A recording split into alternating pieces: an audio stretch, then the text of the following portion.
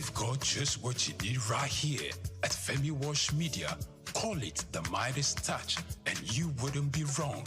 Let us record, produce, mix, and master your audio like nobody does. Reach us on our contact today for the best quality job.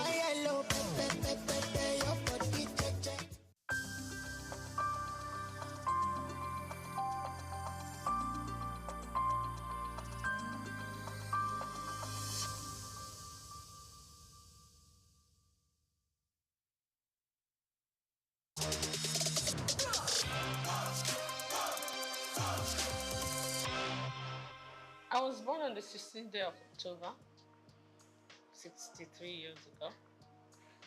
I'm from Opobo, yeah, and went to school. I'm from Rivers State, from Opobo in Rivers State. Went to school in Port Harcourt, lived in Port Harcourt all my life, from primary to secondary school to A-levels. Then after A-levels, I got admission to Unilag. Immediately after Unilag, I got married. And I've lived in Lagos ever since.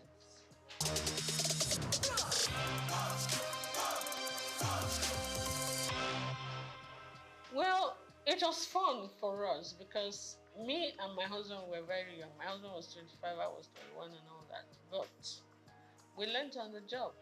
We were friends. We were friends for 3 years when I was in Unilag, university. And we came out, we got married. So we're like children that just got married. But I had my parents. My parents were his very good friends. So when I get naughty, he would report me to my parents. When I didn't know these kind of duties were demands of somebody's wife, they would tell me this is my responsibility. I'm like, no. I will agree to some, I will not agree to some. But I mean, it was fun. We had our ups and downs, but kind of pushed through it. And then the children started coming, and it was a different ballgame.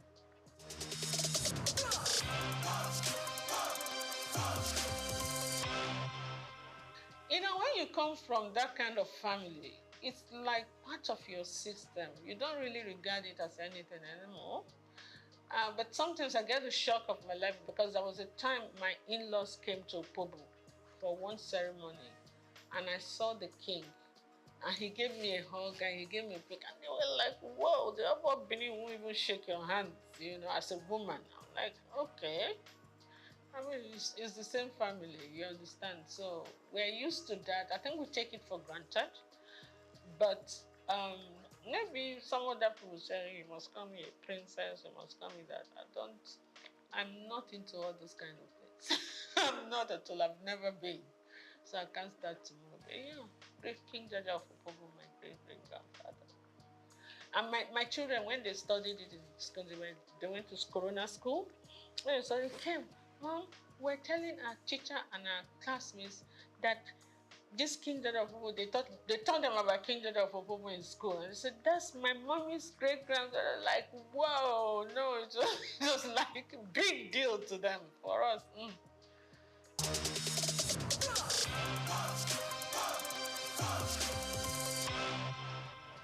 Absolutely, upbringing and my personal choice too, because you could be brought up one way and choose to go another way. You understand?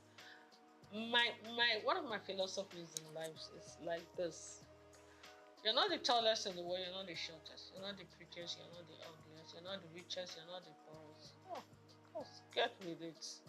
Do you understand? If you're looking for beauty, there are more beautiful women than you. So if you're looking for ugly, there are uglier women. If you're looking for tall, you're looking for it. So what is it? You understand? You didn't come into this world with anything. You're not going to go with anything. So just be grateful to God for whatever you have or whatever you are. Work towards improving on it, improving your relationship with God Almighty and improving your relationship with your fellow human beings. That's my philosophy in life. So what's the point of carrying all the chips on your shoulder? It makes life heavier for you.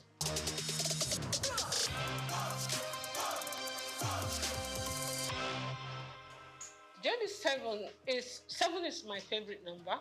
It's a number for perfection, and I was born on the 16th of October. My star sign is Libra. We're always looking for perfect balance in everything. It's just an influence from the horoscopes, I'm told. But J is my husband's name, D is my name, and 7 is my favorite number. Lazy way of forming the name of a company, isn't it? So I did, and it stuck. And I knew I was going to go into couture, so that was it. Easy.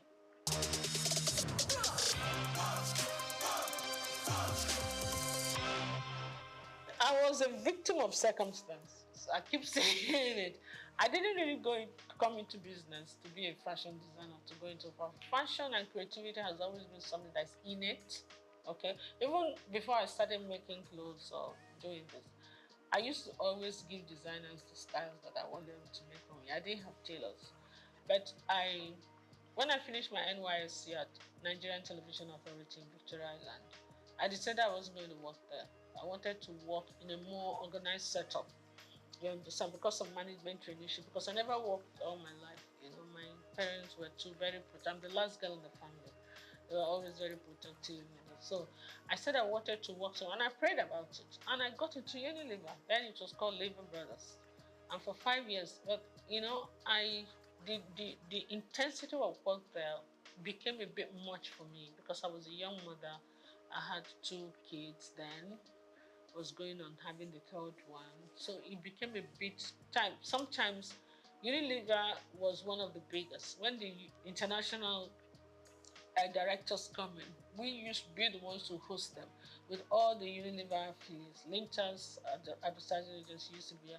All the Nigerian breweries, USC, you understand, AJC, words, we're all Unilever group.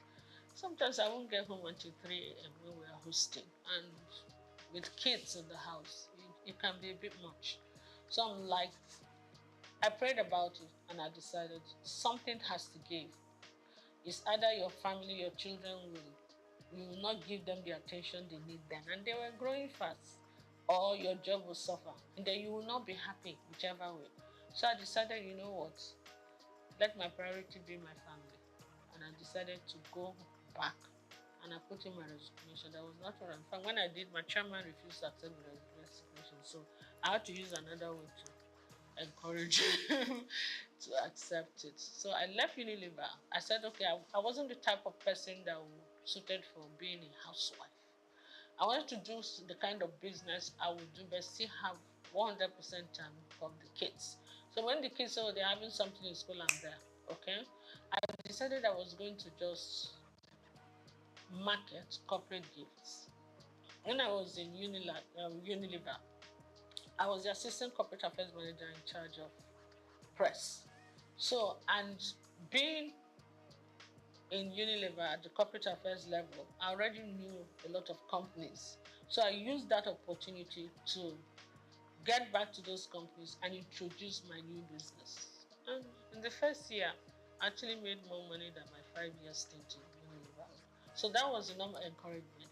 You make more money, do your own business. You have more time for your kids, for your family, and for yourself. And you travel quite a bit because you have to go and buy the corporate gift. So it was a win-win. Then, a few years down the line, the president, Olusegun Obasanjo, came in and said they were doing backward integration and they were going to stop the importation of all this corporate gift and a lot of other things. So we were actually forced to look inwards. And when we started looking inwards, that's when it hit me. Apart from Big, that was being produced by Eleganza, we're not really manufacturing anything in Nigeria apart from textiles and maybe I think Eleganza was doing food flask or something. And which corporate body do you want to give as end of year gift? So what we had to do now, because a lot of my clientele were like Shell, Chevron, I started looking at what. I said, okay, if I have to do something, I can do beddings, pillowcase trimmings, table covers, table placemat, napkins with fabrics like Ashok and Adira. I can do jute bags, It came to me. So I had to go and buy one machine and employed one tailor. So sometimes they will call me. I did some samples. So even in Abuja, when they were going to have, I can remember the West African Women's affairs. They had a conference. So they wanted jute bags, and we had about 1,000 or 2,000 jute bags, and that was quite nice. Plus, apart from the end of year activities. So that's it. But you know, after those periods, you have periods of lull, like you're not using the machine and the tailor. You have to be paying tailor for doing it. I'm like, why am I going to these people to make my clothes? Tailor, oh yeah, this is the style I want. I started first by giving some of my clothes, repeat it. You did well. So I started designing. I could sketch very well. I was a science student in school, but I could sketch really well. So I was sketching, would do well. And sometimes when I wear the clothes and I go to supermarket, some women will just call me, hey, I really like this thing you're wearing. Please, where did you make it? I'm like, okay, I'll give you the address. I give them the address. They started coming. Before I could say that, within 1 month, I had over 50 women I had to make clothes for. And the one tailor was no longer enough. I had to employ 2 others. That was how we started. From 2 to 4, then I had a whole factory before you could see that. I started making school uniforms, started doing all kinds of things. And then some of the magazines, like Genevieve magazine, looked at me and like, are you sure you make this outfit? I thought you were a broadcaster. I thought you sell. I said, yes, I did. So I did some photo shoot session for her. And I modeled the clothes actually. And whoa, I started getting calls from Paris, from the UK. I did DC Fashion Week. You know, I was just, and they will pay your ticket, pay your hotel. Please come and showcase for us. Some will even say, please come and open the show for us. Some say, we want you to close this. I'm like, okay. There are places that I would never have thought of going to, like Burkina Faso. They will invite me, the top fashion designers there would, when the Alfadi does this thing once every 4 years. Alfadi in Niger. The Niger government sponsors it. He calls all, including Elisab, every international designer, they will go, especially the Moroccan ones, those North African ones, Indians. So they invite one designer from each country. So they used to call me to come because of what I used to work a lot with Ankara and Ashok, and I do international acclaimed, how would I put it, couture outfits with Ankara, big hats, funny looking, structured clothes and all that. So that was how it went, you know. And I did all the magazines. I've won all the awards. So after a while, you know, I started thinking of concentrating on exports. In the process of doing that, my husband took ill. After 2 years, we lost him. So when I came back home, I gave a lot of things a lot of thought. My kids were still in school. My daughter got married. She was in Australia already. And then my kids, my boys, my 2 boys were still in school. So I said, look, this fashion design thing is not going to pay school fees in pounds sterling and dollars. So I said to myself, you know what? Why don't you give the man hours to the industry, the family business that were yielding the most income? That was how I started kind of just saying, you know what, let me just minimize it a bit. My core clients were still coming. So I kept the tailors, my experienced tailors that worked with for years. I kept few of them. And I kind of cut down on that business. I said, you know what, let me just go and face the family business and do this for the people who really know what I'm doing. And word of man goes. So I'm still doing that, but my priority is really not that, you know.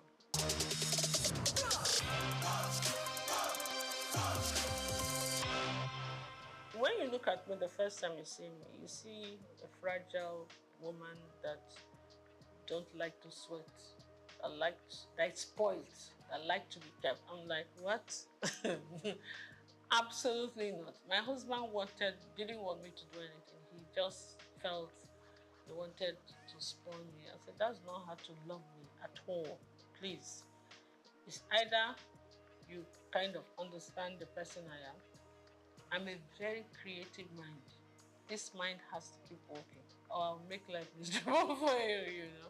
What I will advise, even women who are willing to work, you don't even do one job. You must get at least more than 2 streams of income. Otherwise, you will not make ends meet. That is the truth of today's world. You understand? Then those ones that want to be kept, no matter how wealthy your husband is, wealth is not static. Some people start today. When they retire, everything goes downhill. Some people mean well. They love you. They want to take care of you. But nature calls. They part ways. Some marry other women. Some leave. Some die. You understand? So anything can happen. I will advise them, everybody, try to be as independent as you can, financially independent. I think you actually earn more respect when you do that. And then also, when things don't work out too well for the husband, no matter how rich you are, you don't have to put him through too much stress. You can take care of yourself, you can take care of yourself, you take care of him, you encourage him, but let him not feel that the world has come to an end. You know, a man feels happy when he knows that his back is covered, even when he's not making it. You understand? It doesn't make him lazy. It makes him very grateful. Yeah. So I will advise everybody, get something doing. Do something that will enable you earn good income if you can. Do something that you also enjoy doing.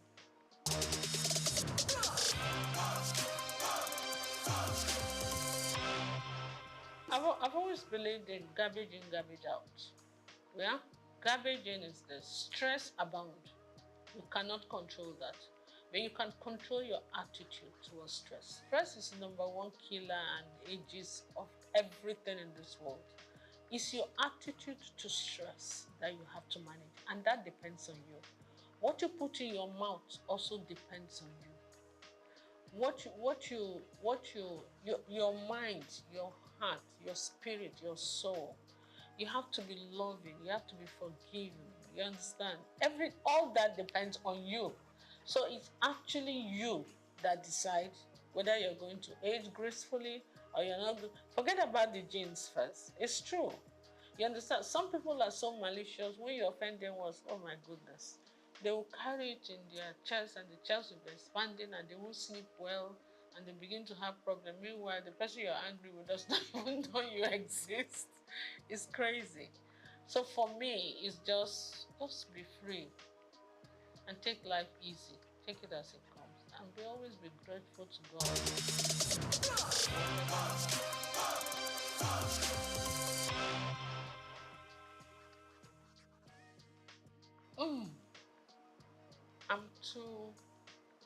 I'm too honest and straightforward. It's either I will be killed immediately, or because I will tell you the truth, no matter whose axe is God. I don't think I can play politics. I'm not a politician at all. I am a very straight shooter. I will tell you to your face when you're doing stupid things. That was my relationship with my mom, my dad, my husband. So most times, I'm the last girl in the house. So maybe when they were disciplining the first ones, by the time they got to my turn, they were a bit tired. So we could talk to my parents anyhow. But I don't do it to create whatever. I just feel that if anybody worth talking to, is worth talking to with honesty and integrity. And when you want to play politics, they will see something that is black. They will say it's yellow. I can't do that. For the love of me, I can't. So politics is not my call. And because of that, they will not allow your creativity to come out, your sincerity. What's the point?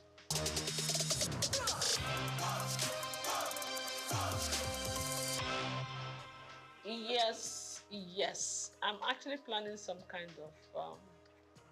I met some of my old models that are doing very well. And when you deal with a lot of these girls, some of them have traveled with me to Niger. Sometimes they'll tell you, bring 2 of your models. Some of them, we have very good relationship. We're going to do a reunion one of these days. It will be fun. And they are all calling, when are we going to do this? I say, don't worry. We'll get a reunion done because we need to revamp revisit the fashion industry, see how things are going. They're doing well. The new ones are doing well, and I just pray that the environment will not discourage them. You know.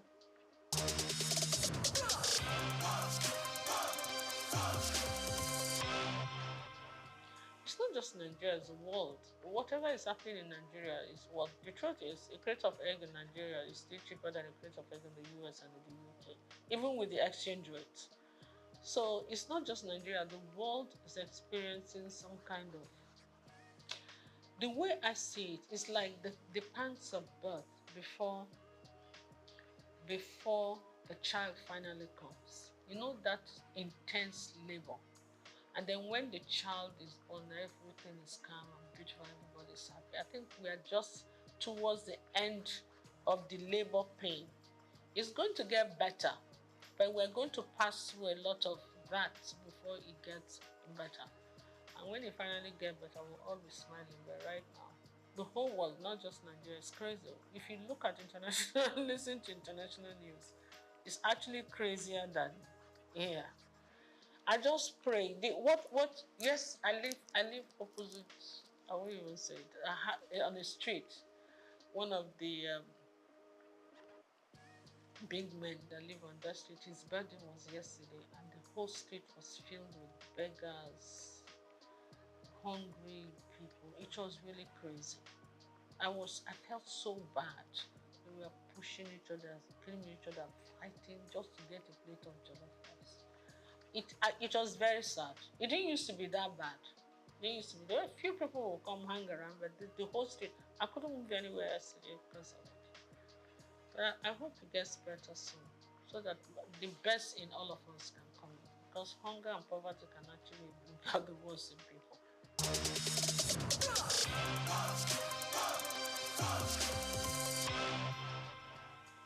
Naturally, yes. I have an NGO that I do. What I do, I take girls, young girls that are not able to complete school because of poverty, and I educate them. You understand? I try to pay school fees, help people. I believe in education a lot. Yeah, because I don't believe in giving you the fish. I believe in teaching you how to fish. I have few of them from my place come stay with me. Some of them are able to stand the discipline. Some of them are not able. So the ones that are able to say they stay and they do very well. Some of them I train from a distance and they do well. So I've had university graduates, I have A levels, I have all kinds of things. That's what I do. And most people come to me naturally, not because I'm a trained mentor or anything. When you do anything out of love, an act of sincerity of purpose, and because they see you as genuine, they listen to you. You understand? When you mean well, you tell people the honest truth, and it's not easy sometimes, but yes, a kind of mentor.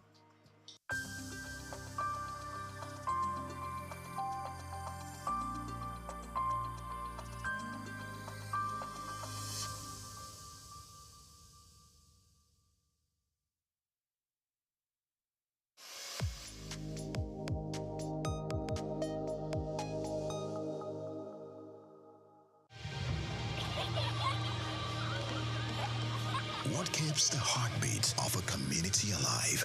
Is it the courage to create, the power to connect, the vision to transform? Well, it's all of this and more. It's a symphony of ideas, innovation, and industry. But where do these stories come alive? It's right here on The Isle, 104.9 FM, the station where dreams meet action and growth finds its voice. The Isle, 104.9. Business, economy, development. Stay tuned.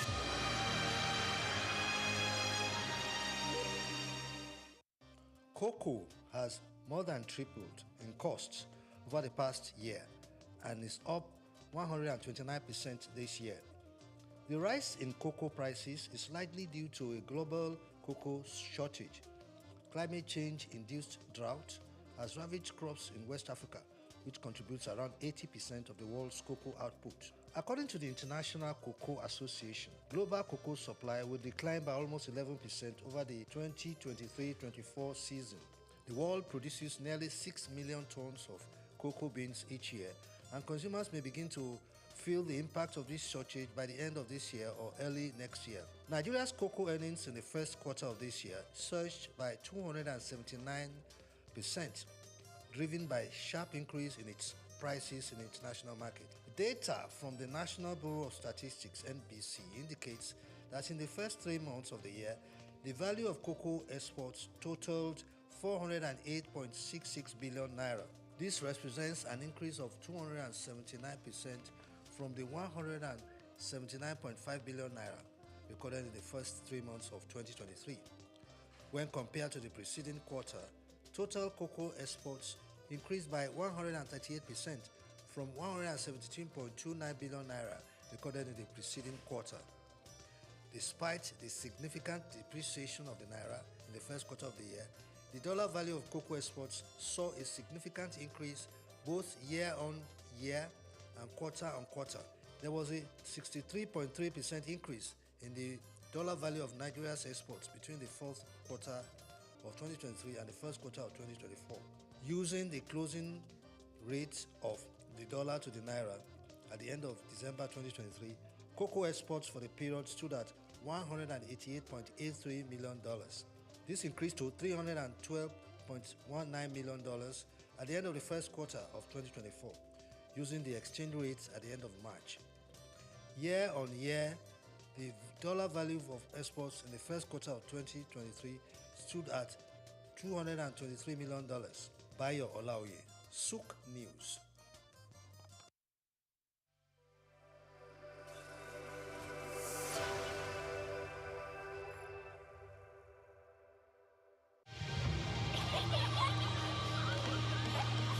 What keeps the heartbeat of a community alive?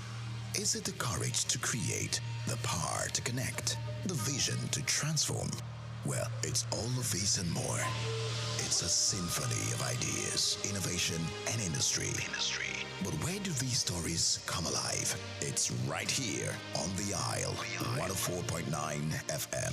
The station where dreams meet action and growth finds its voice. The Isle, 104.9.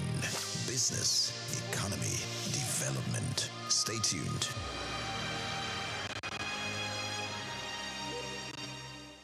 We've got just what you need right here at Femi Wash Media.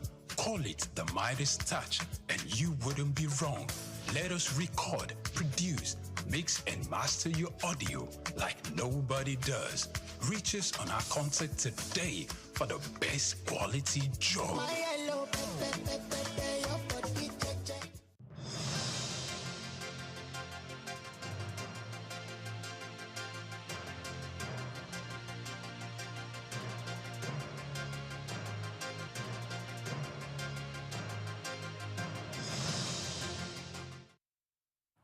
It's the Midday News on Souq News Television, where we share with you business, economy, and developmental stories. I am Grace Komalafe Fort. Here are highlights of some of our top stories. Nigeria partners stakeholders to launch $500 million fund to boost renewable energy. Federal government aims to raise 3 billion naira through bond auction in March. First modular LPG plant gas power projects commissioned in Nigeria. Senate confirms the appointment of AMCON board nominees, PSC and NACS.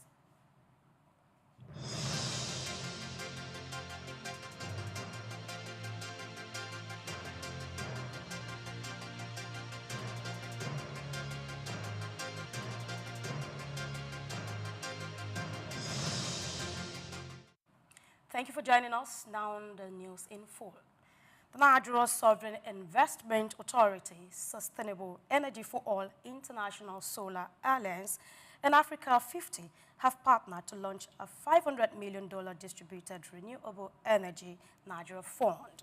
The fund aims to finance renewable energy projects, attract private investment, and address challenges such as currency volatility and limited local financing options. It will support mini-grid solar home systems, industrial power solutions, and energy storage technologies. The initiative seeks to unlock local currency funding from pension funds and insurance companies, ensuring reliable and cost-effective power for homes and businesses. Officials say this marks a critical step towards universal energy access in Nigeria and across Africa. The fund will also benefit from catalytic capital through the Africa Solar Facility, further expanding its impact. Leaders of the partner organizations emphasize the fund's role in driving economic development and solving Africa's energy access challenges. The initiative is expected to power millions of Nigerians and accelerate the continent's renewable energy solution. And on bond, the federal government, through the Debt Management Office, plans to raise the 300 billion naira through a bond auction on March 24, 2025. The issuance includes a 200 billion naira 5-year bond and a 100 billion naira 9-year bond, with allocations to be settled by March 26. The bonds, priced at 1,000 naira per unit, require a minimum subscription of 50 million 1,000 naira. The bonds carry fixed coupon rates of 19.30% for the 5-year bond and 19.89% for the 9-year bond. Investors, including pension funds and asset managers, are expected to show strong interest due to high yields and tax exemptions under the Company Income Tax Act. The bond also qualify as liquid assets for banks. This bond sale aligns with the government's broader debt financing strategy to address fiscal deficit and support economic projects. The Debt Management Office reassured investors of the bond security backed by the full faith and credit of the Nigerian government. Now, speaking on energy, the federal government of Nigeria has inaugurated Nigeria's first modular liquefied petroleum gas extraction plant and a 20-megawatt gas-to-power project in Rivers State. The project, developed by Green Energy and Lake Oil Joint Venture, aims to boost domestic gas utilization and economic growth. During the commissioning, Minister of State for Petroleum Resources, Gas, Ekperikpe Ekpo, commended the joint venture for efficient execution and community collaboration. He emphasized the project's role in job creation, electricity supply, and advancing the government's renewed hope agenda. The government also pledged to accelerate citizens' access to clean cooking gas, increasing the annual target from 22% to 25%. And still on energy, President Bola Ahmed Tinubu has appointed executive and non-executive board members for the newly established Nigerian Independent System Operator, NISO, according to a statement from his special advisor on information and strategy, Bayo Onanuga. Dr. Adesegun Akin Olugbade will serve as board chairman, while Abdul Muhammad Bello takes over as managing director. The appointment also includes 4 executive directors and 5 non-executive directors representing key sectors in the power industry. The formation of NISO follows the Electricity Act of 2023, which mandated the unbundling of the Transmission Company of Nigeria, TCN. The agency, created by the Nigerian Electricity Regulatory Commission in April last year, is jointly owned by the Bureau of Public Enterprises and the Ministry of Finance Incorporated. With NISO's establishment, Nigeria moves closer to power sector reforms aimed at improving electricity transmission, efficiency, and market operation. And now the Senate has approved the appointment of retired Deputy Inspector General of Police, Uba Rinjim, and 3 others as members of the Police Service Commission. Also confirmed were retired Justices Paul Adamu Galunje and Christine Ladi Dabu, along with Abdul Fattah Mohammed. Their conferment followed the adoption of a report by the Senate Committee on Police Affairs, which screened the nominees. President Bola Ahmed Tinubu had earlier submitted their names for approval in November 2024, urging swift confirmation. In a related development, the Senate also confirmed Dr. Savio Enyekere as chairman of the National Assembly Service Commission for a renewable 5-year term. Several other nominees were approved to represent different geopolitical zones, while one nomination was put on hold due to a petition. Meanwhile, President Tinubu has requested Senate approval for 6 nominees to the Asset Management Corporation of Nigeria Board, including Dr. Bala Bello as chairman.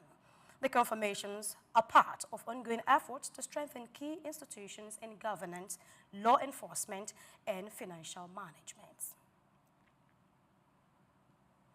And on correctional facilities, panel condemns deplorable prison conditions.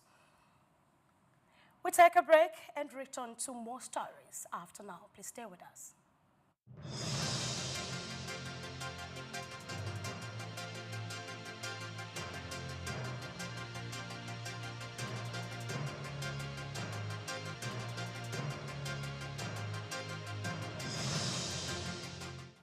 Glad to know you're still with us. It's still the Midday News on Souq News Television. Moving on, a federal government panel on prison condition has revealed that many correctional facilities in Nigeria remain in appalling states, with inmates suffering due to a lack of legal representation and inadequate medical care.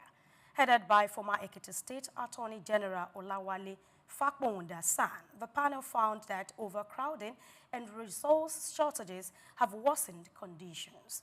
Many detainees have spent years in prison without trial because they cannot afford legal aid. The Legal Aid Council, like responsible for providing free legal services, is struggling to handle the overwhelming caseload. The panel submitted its findings to the Attorney General of the Federation and Minister of Justice, Prince Lateef Fagbemi, urging the government to intervene. Fagbonda called for an emergency meeting of state attorneys general to discuss solutions and ensure better legal access for inmates. He noted that some inmates had already exceeded the maximum jail term for their alleged offenses simply because they lack legal representation. The AJF is expected to review the panel's recommendations with hopes that urgent reforms will improve conditions in these facilities. Also, Minister of Power, Adebayo Adelabu, has condemned the attack on power distribution companies by military men, calling on the National Security Advisor to address the dastardly acts of the soldiers. Adelabu kicked against the forceful adoption, intimidation, assault, brutalization of the staff, and destruction of the facilities as the sustained of the Eco Electricity Distribution Company in Badagry, Lagos State, by personnel of the Nigerian Army.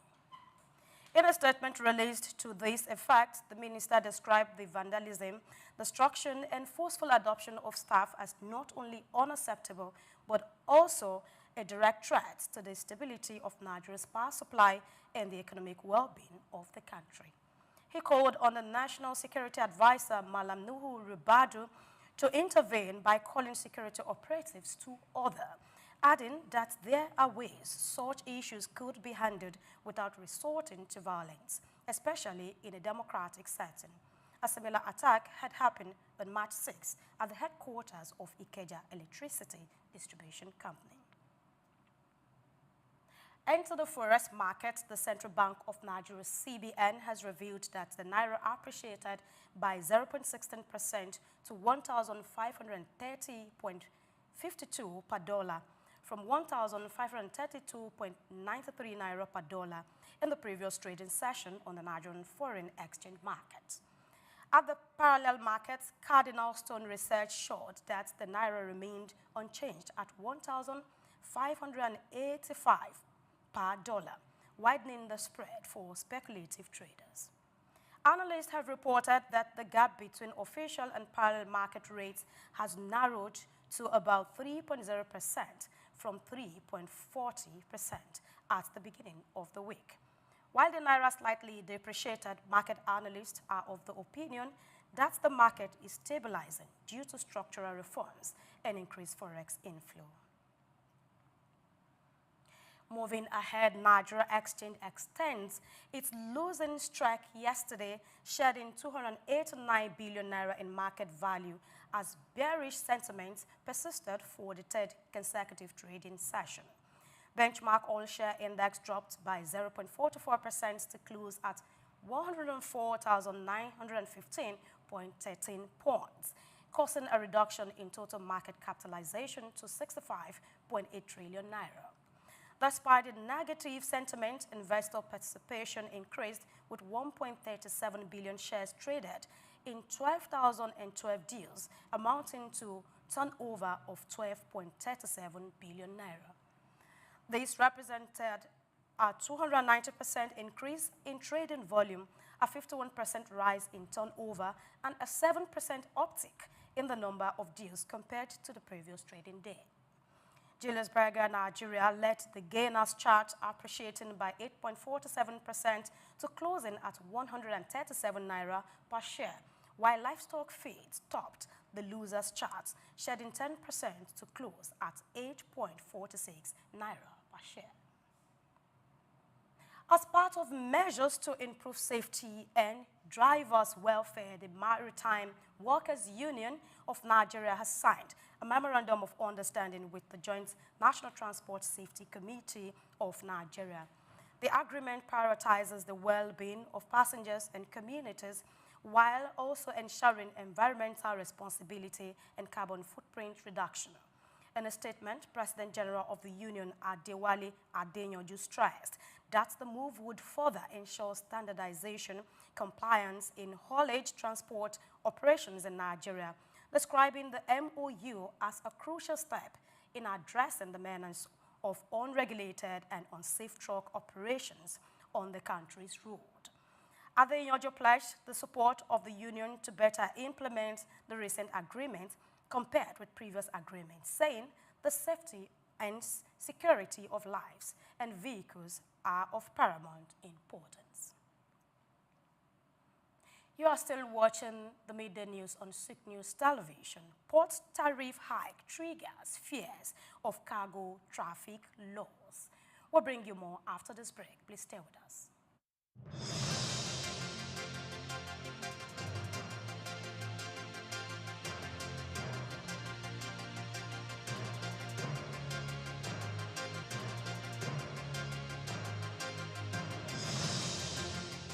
We've got just what you need right here at Femi Wash Media.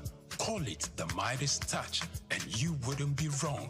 Let us record, produce, mix, and master your audio like nobody does. Reach us on our contact today for the best quality job.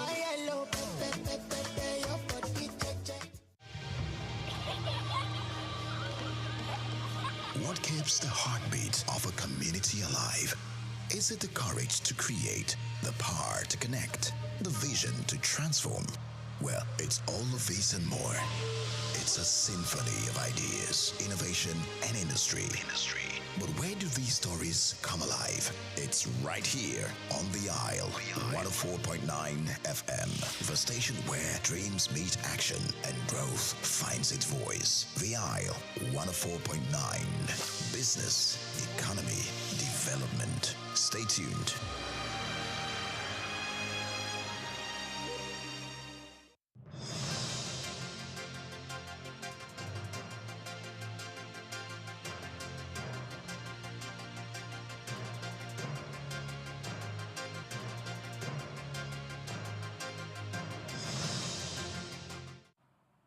Glad to know you never left, and now stakeholders in Nigeria's maritime industry have raised concerns over the recent 15% increase in port tariffs by the Nigerian Port Authority, NPA, warning that the move could make the country's ports less competitive.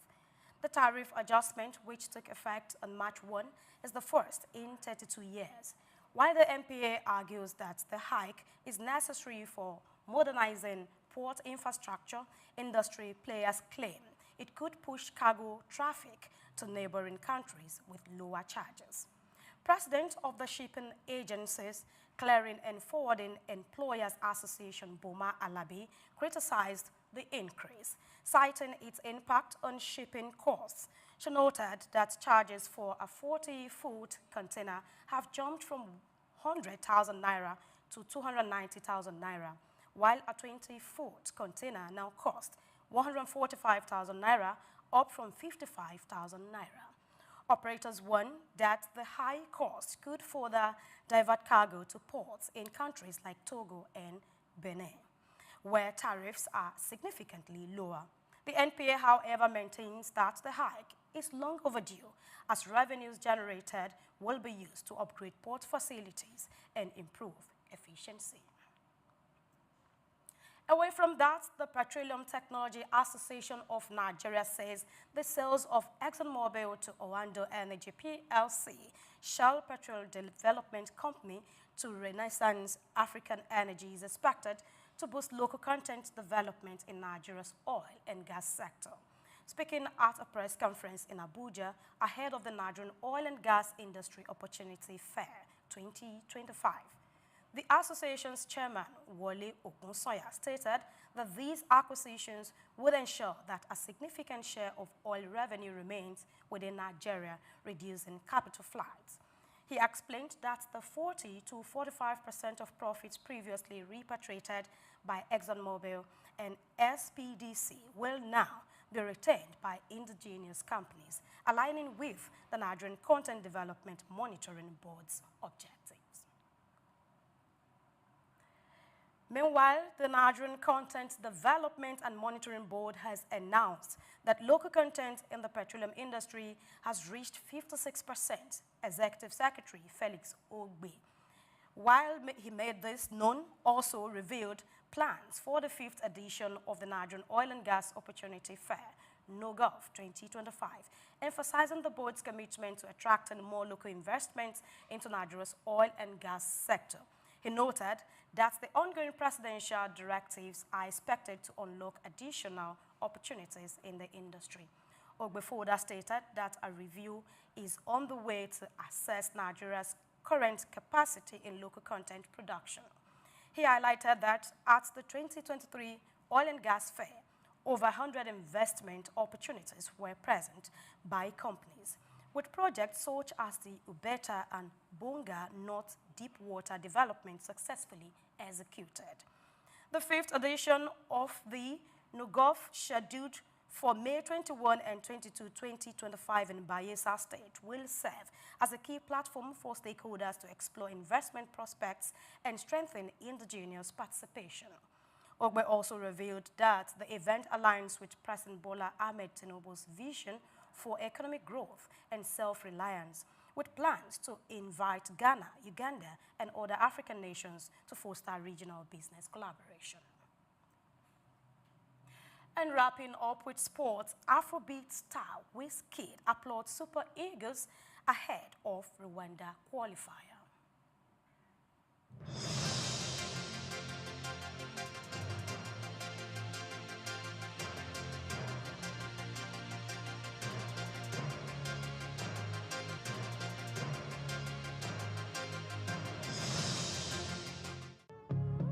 Nigeria Afrobeat star Ayodeji Balogun, known as Wizkid, has praised the Super Eagles' preparation for their 2026 World Cup qualifier against Rwanda. The team, led by new head coach Eric Chelle, held its first training session on Tuesday. Wizkid expressed his excitement on X, writing, "New Super Eagles theme, love the energy." The crucial match is set for Friday, March 21 at the Amahoro Stadium in Rwanda, with kickoff at 5 p.m. Nigerian time. After the game, Nigeria will return home to face Zimbabwe in Uyo on Tuesday next week. The team needs maximum points from both fixtures to boost its qualification chances. The Super Eagles' last visit to Amahoro Stadium ended in a goalless draw against Rwanda in September 2024. Now, with Chelle leading the team for the first time, he aims for a strong start under his management. Nigeria's squad includes informed players like Victor Osimhen, Ademola Lookman, and Calvin Bassey. And that's the Midday News on Souq News Television. Thank you for watching. Do not forget, We are live on YouTube, Facebook, Instagram, X, and TikTok. My name is Grace Komalafe. Many thanks for watching. Good afternoon.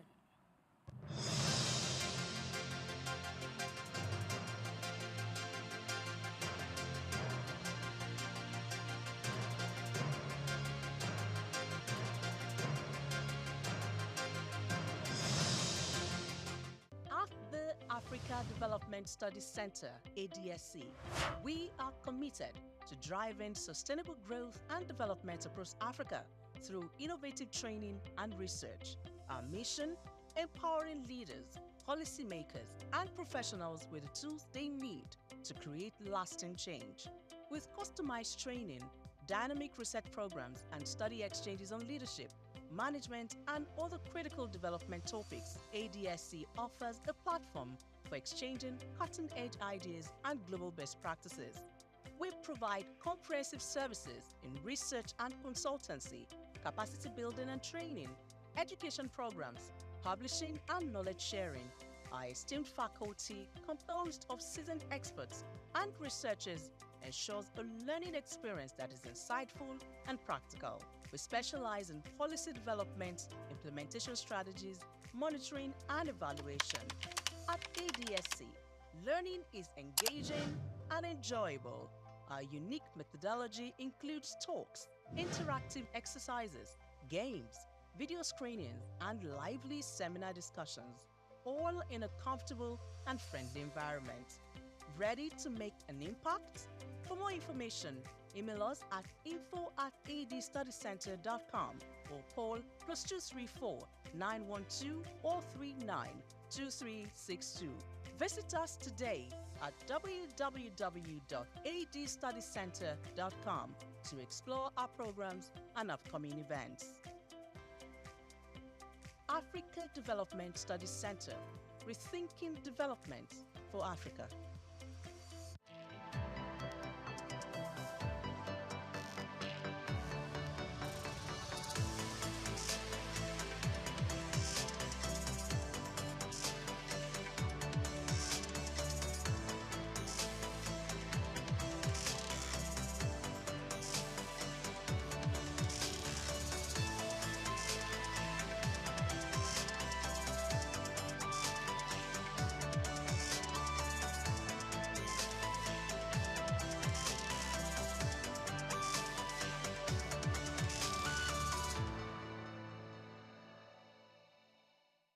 Innocent Chukwuma, the entrepreneurial life of the founder of Innocent Vehicles Motors.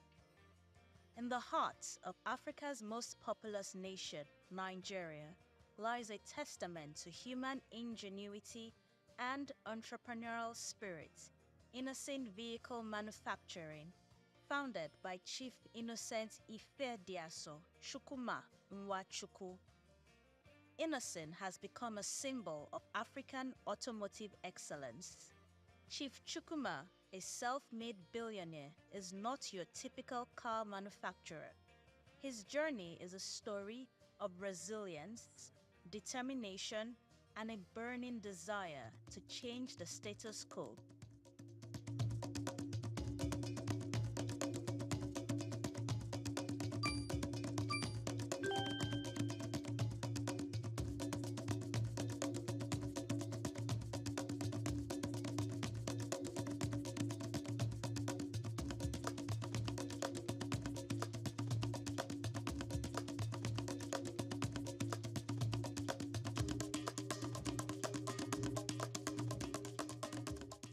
Early life of Innocent Chukwuma, his apprenticeship.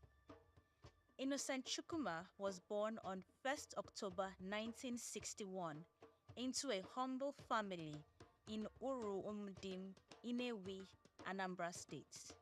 Chief Chukwuma's formative years instilled in him the values of hard work and perseverance. His father, Chukwuma Mojeku, was a junior civil servant, while his mother, Martina Chukwuma, was a stay-at-home mom.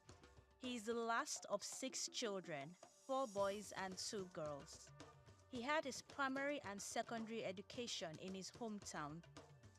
His educational journey commenced at St. Stephen's Primary School, Uru Umudin, in Anambra State, where Innocent completed his elementary education. He continued his academic pursuits at Holy Ghost College in Umuahia for his secondary studies, demonstrating a persistent commitment to knowledge. After Innocent completed his secondary education in 1978, he dreamt of becoming an engineer. He applied to study engineering at the university, but couldn't get in that year because he did not make the cutoff mark. Before then, he was assisting his elder brother, Gabriel, in his medicine store while he awaited the admission results. During this process, Innocent discovered that he has a natural talent for trading. Since he was not doing anything, he decided to pursue this talent to the fullest by learning how to improve his trading skills. Apprenticeship. When he did not meet the admission cutoff mark, he easily moved on since he has a flair for trade. His brother, Gabriel, took him to Chief Romanus Eze Onwuka, who was at the time the biggest motorcycle spare parts dealer in Inewi. He was popularly called Ron Jenny. Innocent Chukwuma served as an apprentice for 1 year.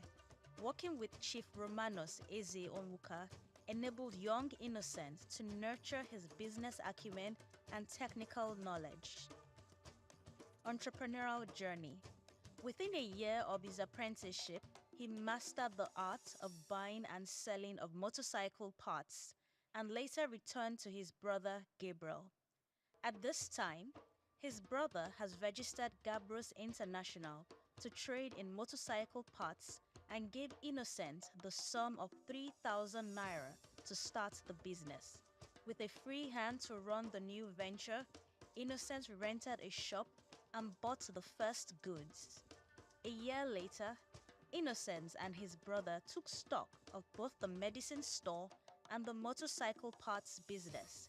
They found out that Gabros International was generating 10 times more income than the medicine store. His brother then decided to close the medicine store and paid full attention to the spare parts business. Launch of Innocent Group of Companies. Chief Chukwuma's foray into the automotive industry began in 1980. As a spare parts trader, he quickly identified a gap in the market, the lack of readily available and affordable spare parts for vehicles. Armed with this knowledge, in 1981, Innocent Chukwuma departed from his brother and started trading in Honda motorcycle parts. He had his savings and the cash his brother gave him, so he began trading under the name Innocent Nigeria Limited. As time progressed, he started importing motorcycles.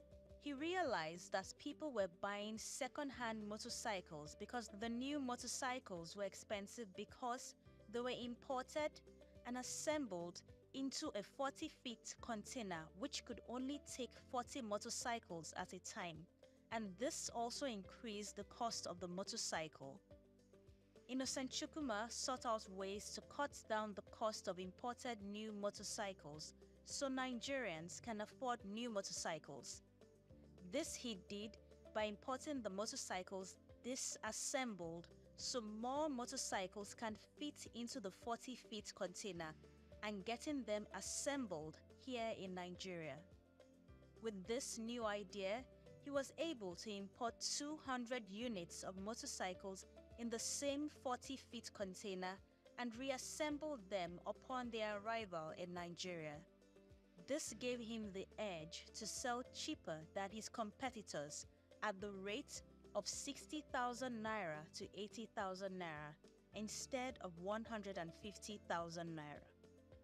The skillful entrepreneur Innocent Chukwuma was the first person that introduced Jing Cheng brand of motorcycles into Nigeria. This was how Innocent Chukwuma's company started assembling branded motorcycles just like Leventis and Bulus Enterprises. Today, the company is one of the major importers, suppliers and assemblers of motorcycles and motorcycle parts in Nigeria and West Africa as a whole. Expansion of the business. As the saying goes, expansion comes from wanting more and more until there is nothing left. The entrepreneur is always innovative, looking for new markets and new ways to sell to his customers. Innocent also ventured into the plastic business. He decided to produce all plastic components in his factories so that more units of spare parts can fit into the container. Today, his plastic factory is one of the largest manufacturers of crash helmets in West Africa and also the largest manufacturer of plastic products in Nigeria. Subsidiaries of Innocent Group of Companies. Innocent Nigeria Limited. The company was incorporated in July 1987 and entered into a joint venture of assembling motorcycles in Nigeria with Chinese motorcycle manufacturer Jingcheng in 1994. They specialize in the manufacturing of motorcycles, tricycles, spare parts and accessories. And the factory is located in Inewi, Anambra State.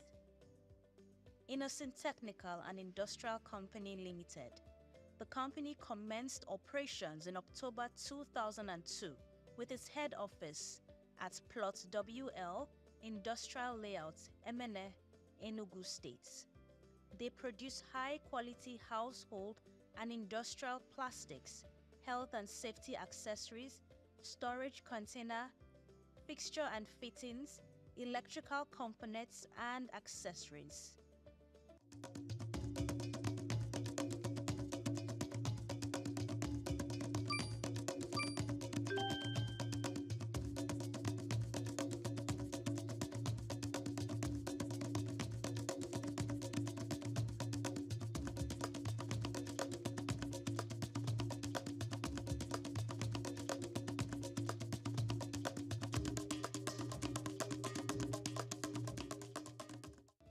Innocent Vehicle